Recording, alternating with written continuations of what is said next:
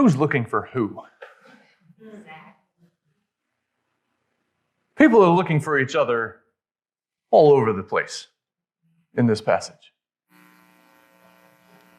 And variations of looking and seeing and finding are everywhere. In fact, I checked and looked, and looking appear 5 times. Come and comes are 3 times. See, could see, will see, and saw 6 times. And find and found 5 times. Just in these few verses. So who's looking for who? Or who is looking for whom? Whom is looking for who? Whom is looking for whom, I'm pretty sure is not right. I haven't had an English class in decades. Anyway, the disciples are looking for the Messiah, right? After John identifies Jesus as the Lamb of God, 2 immediately start following him. And 1 eventually goes and gets his brother.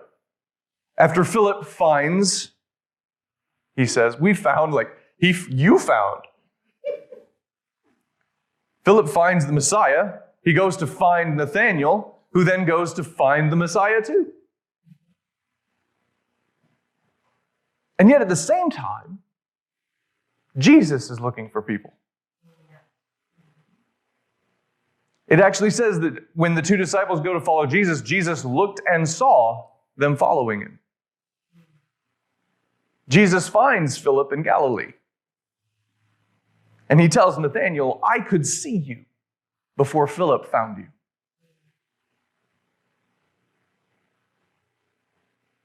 Who are you looking for? I'm wondering that a lot these days. Who are we looking for? And sometimes I feel like it's more like a what than a who. The behavior I'm seeing enacted, the language being used, the way we are currently trying to live in the world, even the values we choose to elevate as virtuous. Who exactly are we looking for? And is this how we find them?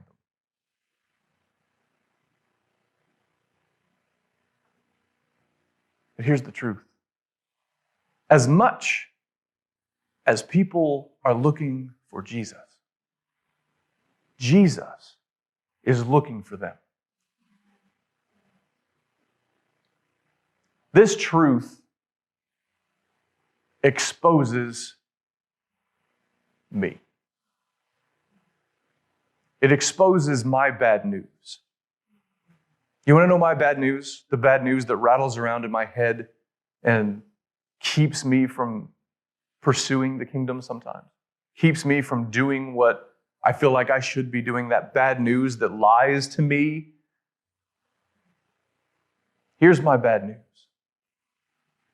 That God is difficult to find.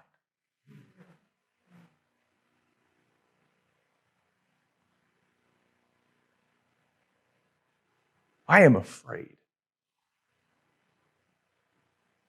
I am afraid that if I go looking for God, that I won't find him. I'm afraid that if I sit down just to be in his presence, that I will find myself alone. I'm afraid that if I go into my prayer time and into my journal to write and to hear a word from the Lord, silence will greet me. I have for the last year, or close to it, and especially in the last 3 months, really leaned into trying to spend that time I do it through journaling, spend that time, as our state pastor likes to say, in the heavenlies, in the realm of the Lord, in the presence of God, and do it through my journaling. And I want so badly for that to be the impetus for everything else in my life. I want to spend that time journaling and hearing from the Lord and then responding to what God tells me there to then live that out everywhere else. And I want to just jump in with both feet and just be like, I'm not doing anything unless it's found, unless I hear the word of the Lord from it in here. And rather than jumping in with both feet, I find myself dipping my toe. Because I'm afraid. Because I have spent so much of my life operating, like saying that God is always present and at work, but operating as if it's all on me by myself. And I've created ways and structures and habits that help me navigate doing it on my own. And I'm comfortable with those. Right? I've gotten used to them. I know how to make it happen through those means. And yet now I'm trying to do this other thing where I allow God to do his work.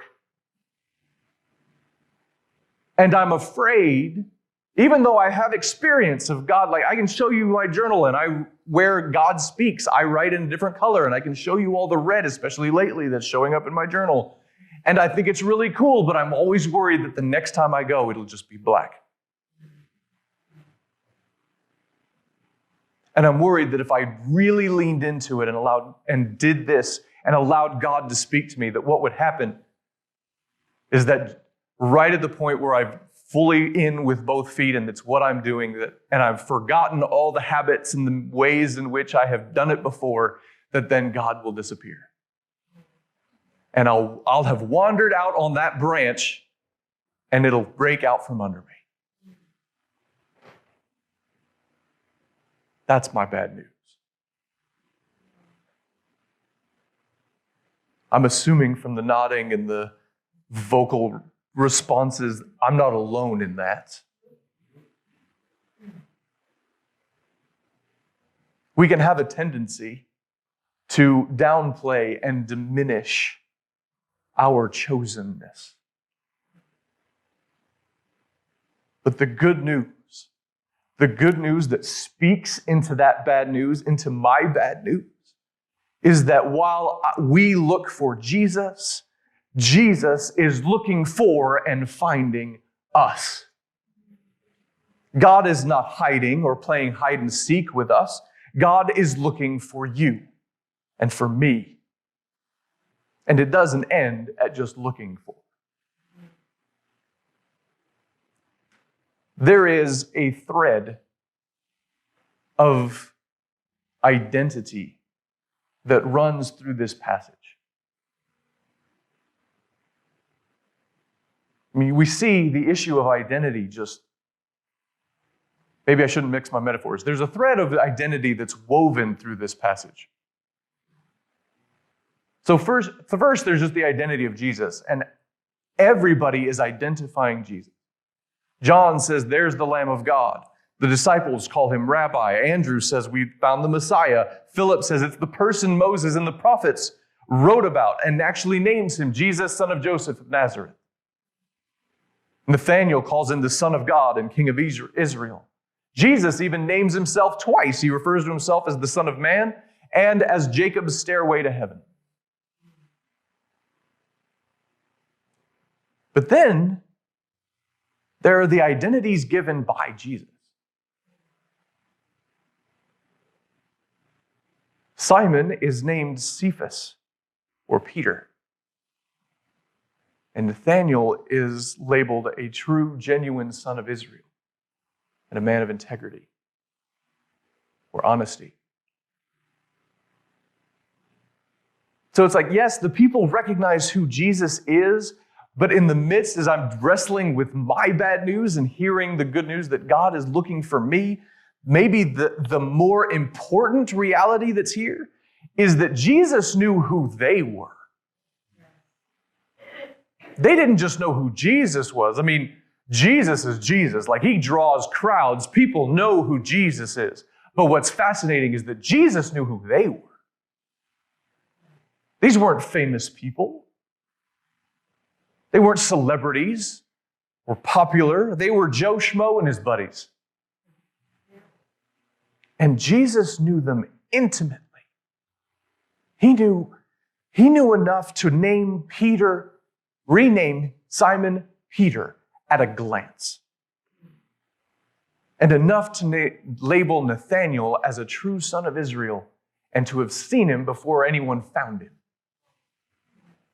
Jesus isn't just looking for you. Jesus knows you.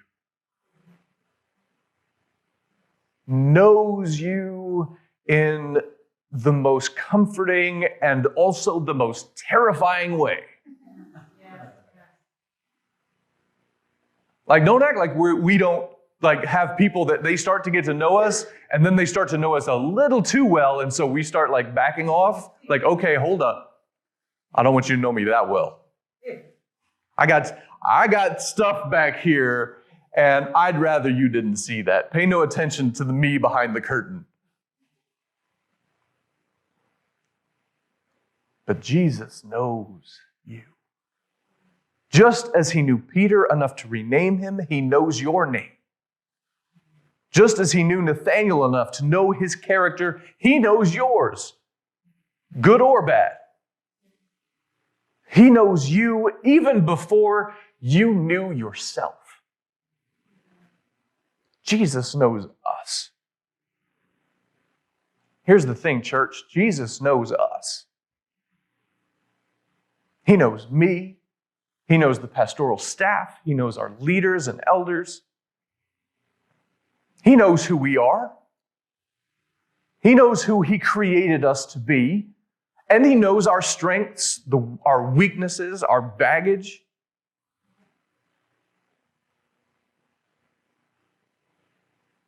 That's where I begin to doubt my chosenness. I doubt that. Man, God, are you sure you know what you're doing? And God's like, do you think I didn't know that about you when I called you? You think when he renames Simon Peter, he doesn't know Peter's brashness, his impulsiveness, his tendency to leap before he looks?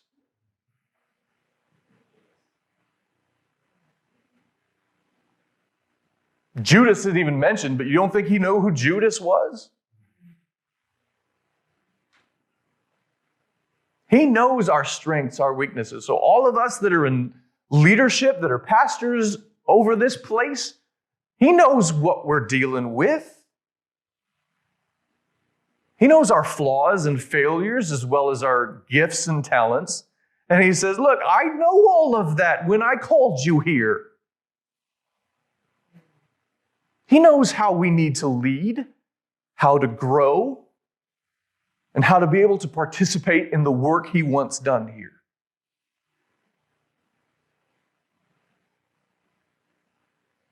And he knows you. He knows your strengths, your weaknesses, your baggage. He knows how and where you need to grow or journey. And he knows others. He knows the people that he is gathering together even now. The people who are not yet here, but are coming. God is at work. He is present, even in places we aren't.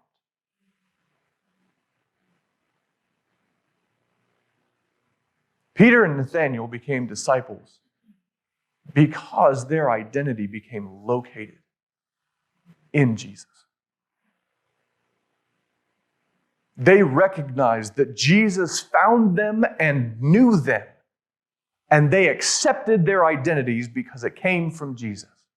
Because what he said, I can only imagine what Peter or Nathanael might have felt like when Jesus names and identifies them. And that identifying, I just imagine it cut through them like a hot knife through butter to the, like when Jesus looks and gazes at Simon Peter and says, like, Peter must have felt he was like, Jesus, you're looking at my soul. It's really uncomfortable. Before they'd done anything, before they'd earned anything, before they were taught anything, Jesus knew them, identified them, and chose them. We so want to do that the other way around.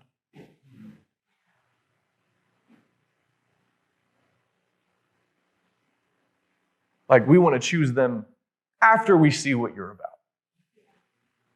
After you put some effort in, after you do the work, after you show us your quality, after you exhibit the proper behaviors, ideas, beliefs, and all that stuff, after you show you can be obedient, then we'll choose you.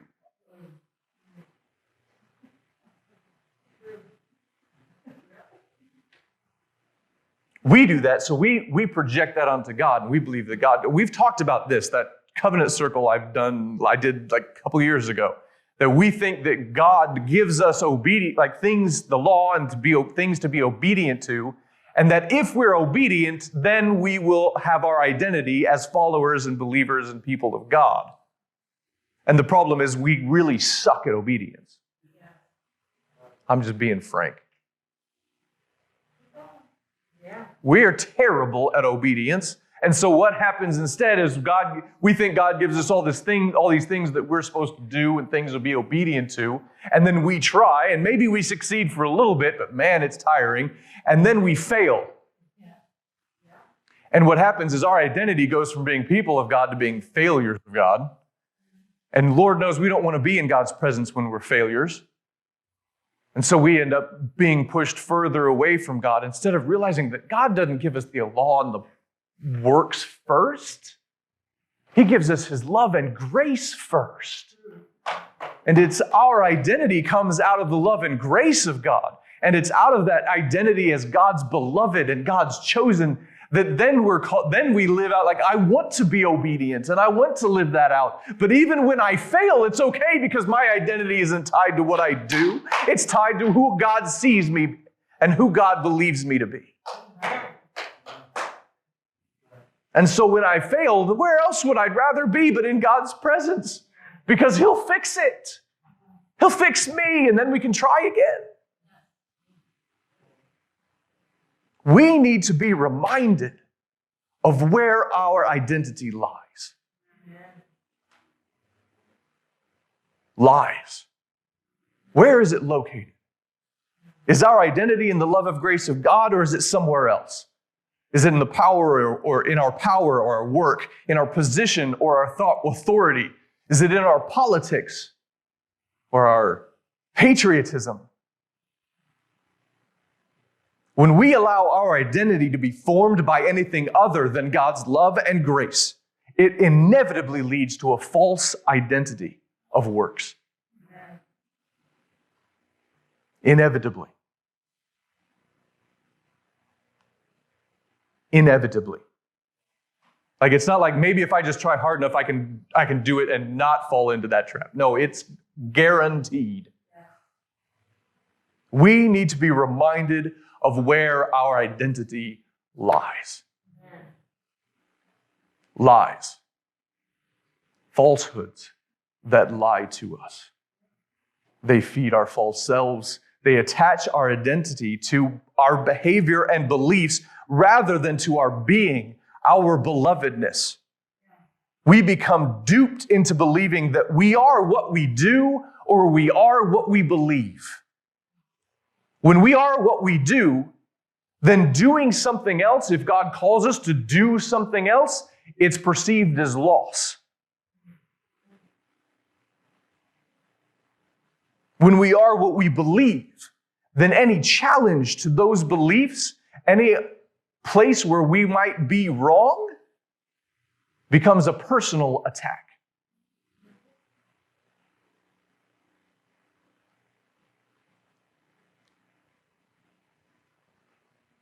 But if our identity is firmly planted in the love and grace of God, then we can pass through the waters and the rivers. We can walk through the fire and the flame. Even the mountains themselves can move. But we and who we are will not be shaken. Because God has formed us and called us by name. God has redeemed us, and we are His.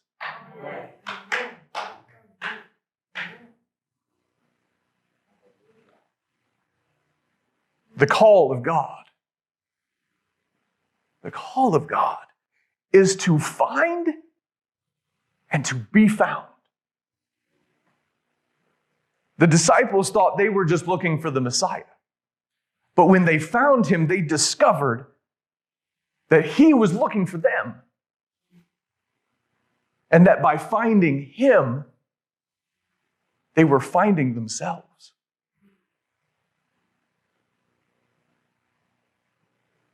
We have spent a lot of time over the last few years talking about who we are.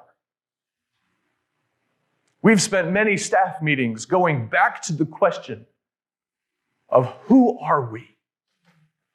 What is God calling us to?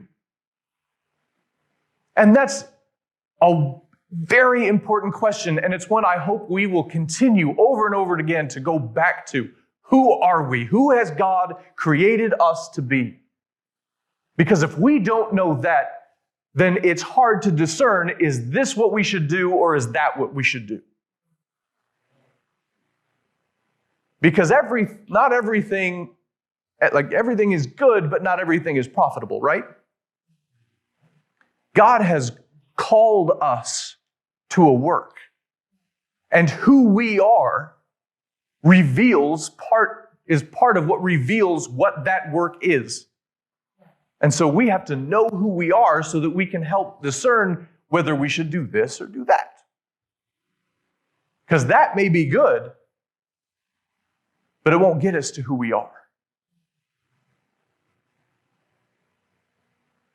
The only way to find who we are is to find Jesus.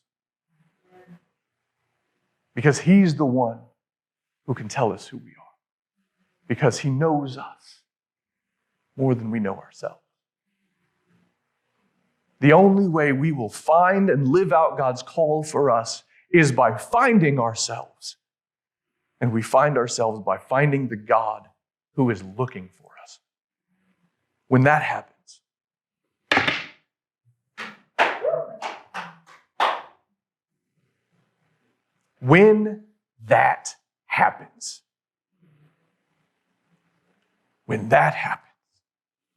the world will not be able to withstand the power of the worship of the people of God.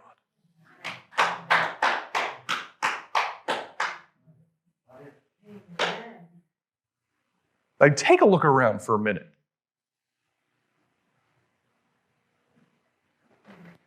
Would you say there are a lot of people here or a little? Enough.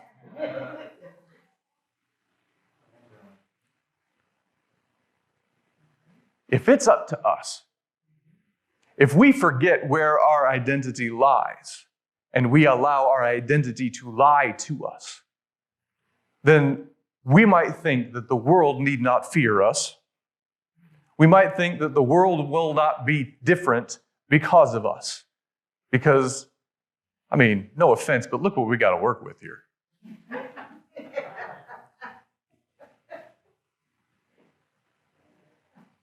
And yet, when we remember where our identity lies and with whom our identity lies, then this is more than enough to shake the earth to its core. And I believe we are called to do that. To do just that. The world, church, altar, the world is going to be different because we responded to God's call.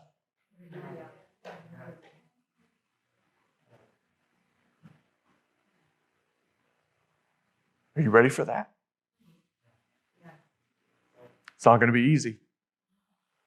It's going to be uncomfortable. It's going to cause us to do things that may be different than how we prefer things.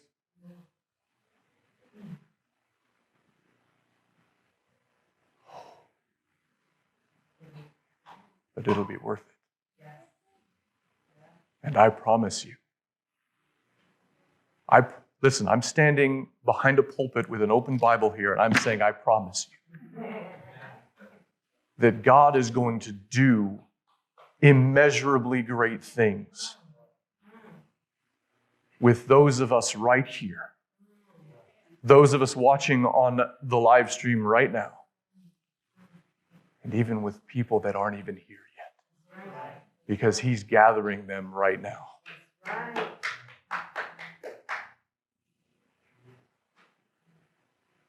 Who are we looking for? We're going to look for ourselves by looking for God. And we're going to find God because He wants to be found. And He's looking for us. And when we find God, you will find ourselves. Thank you for being part of our online family. Don't forget to subscribe and click the bell so you get notifications for any future videos or content. And feel free to please share with a friend. You can also follow us on Facebook or Instagram. And if you feel so inclined and would like to donate and support our ministry, please click the donate button found in the description. Thank you, and God bless you.